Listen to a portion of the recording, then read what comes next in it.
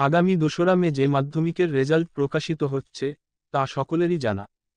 কিন্তু কখন মাধ্যমিকের রেজাল্ট প্রকাশ করা হবে এবং কখন থেকে ওয়েবসাইটে মাধ্যমিকের ফলাফল দেখা যাবে তা জানালো মধ্যশিক্ষা পর্ষদ। কখন এবং কিভাবে রেজাল্ট দেখতে পারবেন? আগামী ২রা মে সকাল ৯টায় আনুষ্ঠানিকভাবে মাধ্যমিকের ফল প্রকাশ করা হবে। শুক্রবার মধ্যশিক্ষা পর্ষদের তরফে জানানো হয়েছে, ২রা মে সকাল ৯টায় সাংবাদিক বৈঠক করে আনুষ্ঠানিকভাবে মাধ্যমিকের রেজাল্ট ঘোষণা করবে পর্ষদ। তারপর সকাল ৯টা ৪৫ থেকে ওয়েবসাইটে মাধ্যমিকের রেজাল্ট দেখা যাবে। আর সকাল ১০টা থেকে পর্ষদের নির্দিষ্ট ক্যাম্প অফিস থেকে মার্কশিট এবং সার্টিফিকেট প্রদান করা হবে বলে পর্ষদের তরফে জানানো হয়েছে। অর্থাৎ দিনের দিনই মাধ্যমিকের মার্কশিট এবং সার্টিফিকেট প্রদান করা হবে।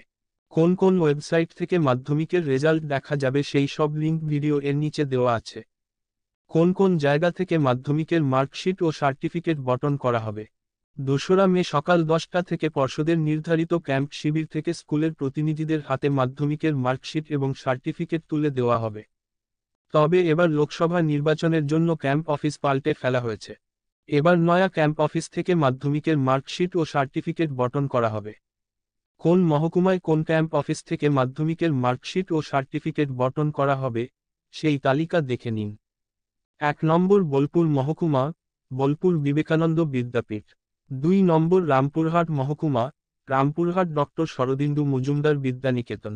৩ নম্বর চন্দননগর মহকুমা, চন্দননগর কানাইলাল বিদ্যামন্দির। ৪ নম্বর মুর্শিদাবাদ মহকুমা, বহরমপুর মহারানী কাশীশ্বরী গার্লস হাই স্কুল।